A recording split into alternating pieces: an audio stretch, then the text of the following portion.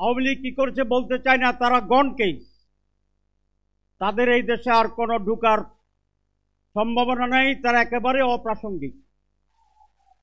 যেটা আজকে বলতে চাই, এই লড়াই সংগ্রামের মূল লক্ষ্য হচ্ছে নতুন বাংলাদেশ। 54 বছরের শাসনের যে বাংলাদেশ ছিল, 5 আগস্ট ছিল, সেই বাংলাদেশের যে পরিচালনা নেতৃত্ব, যে প্যাটার্ন, তার বিরুদ্ধেই চূড়ান্ত প্রত্যাখ্যানের বিপ্লব। আমরা নতুন বাংলাদেশ চাই, যারা পুরানো কায়দায় এই দেশ আবার শাসনকে ফিরিয়ে আনতে চায়, জনগণ তাদেরকে সেই সুযোগ দেবে না। এটা জনগণকে ভেবে দেখার জন্য আমি আহ্বান জানাচ্ছি। সংস্কার, লাস্ট পয়েন্ট। সংস্কার প্রত্যেকেই বলে মানি, কিন্তু মিটিংয়ে বসলে কেউ কেউ দেখি মানি না ভাব দেখাচ্ছেন। সমস্যাটা কোথায়? সংস্কার তো সকলের জন্য কল্যাণ। তাহলে যারা চান না, তাদের মতলব আছে।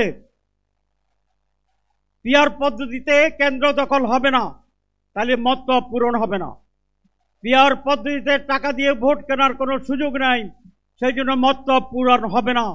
যেটা স্বচ্ছ নির্বাচন, তার বিরোধিতা করা মানে হচ্ছে নতুন বাংলাদেশ গড়ার ব্যাপারে তারা সিনসিয়ার নয়। আরেকটি কথা বলি, শেষ করি, যে অনেকে বলে যে সংস্কার হচ্ছে, এটার আইনগত ভিত্তি কিভাবে দেব? আগামী পার্লামেন্টে দেওয়া হবে। তাহলে আপনারা মনে করছেন আগামী পার্লামেন্টে আপনারা জিতবেন নাকি দখল করবেন? সুতরাং এই সমস্ত কথা সমাজকে বিভ্রান্ত করবে। জামাত ইসলামী চায় আগামী নির্বাচন জনগণ জিতবে, জনগণ যাদেরকে ভোট দিবে তারা জিতবে। দিন 2টা মহাসমাবেশ, কারা জিতবে এই মেসেজ কি পাওয়া যাচ্ছে না? ইনশাআল্লাহ বাংলাদেশ পন্থীরাই জিতবে, চাঁদাবাজ বিরোধীরাই জিতবে, সুশাসনের পক্ষের শক্তি জিতবে ইনশাআল্লাহ। আইন জিয়াউর রহমান 2টা অধ্যাদেশ দিয়েছিলেন তার সবে 1977 সালে। একটি সামরিক বাহিনীর সামরিক শাসনের কিছু অংশ। সেখান থেকে উনি যখন রাজনীতি করার সিদ্ধান্ত নিলেন, তখন একটা গণভোট করেছিলেন।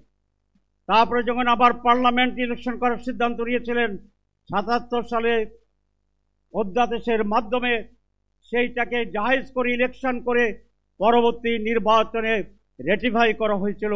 এই জন্য এই জুলাই সনদ যেটা হবে, সেইটি একটি অধ্যাদেশের মাধ্যমে লিগ্যাল ফ্রেম দিয়ে যারা জিতবেন তারা পার্লামেন্টে এটাকে রেটিফাই করবেন। এটা হচ্ছে আইনগত সিদ্ধান্ত এবং ভিত্তি। এর ব্যর্থ হলে এইটি বাংলার জনগণ মানবে না।